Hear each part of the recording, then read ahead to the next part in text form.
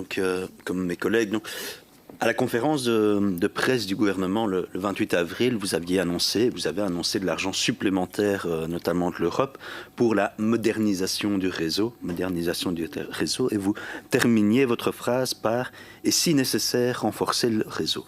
Et donc, la première chose, c'est que l'heure n'est clairement pas aussi nécessaire. Il faut renforcer ce réseau pour accueillir toute l'énergie verte produite.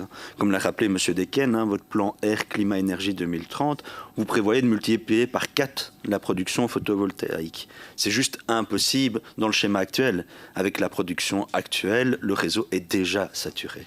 Et de plus en plus de prosumeurs en témoignent. On pouvait encore le lire dans la presse ici, le témoignage de Geoffrey à Mons qui disait « Je ne peux pas profiter de ma propre électricité, je vais payer une plus grosse facture d'électricité alors que j'ai des panneaux qui produisent de l'énergie. » Monsieur le ministre, on a un peu l'impression que ces nombreux témoignages, vous ne les entendez pas, ou plutôt que vous n'avez pas envie de les entendre. J'opterai d'ailleurs pour cette option.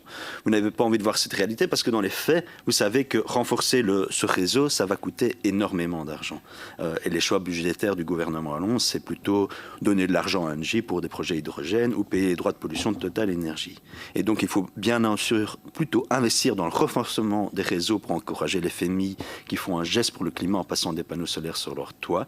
Alors on se demande un peu finalement quand est-ce que les choix budgétaires de la région, du gouvernement wallon, seront en adéquation avec ce défi climatique important.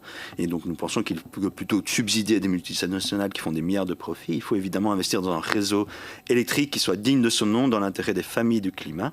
Qu'allez-vous mettre concrètement en place ici? Quand est-ce que les citoyens pourront espérer pouvoir bénéficier correctement de leurs panneaux sans subir des décrochages?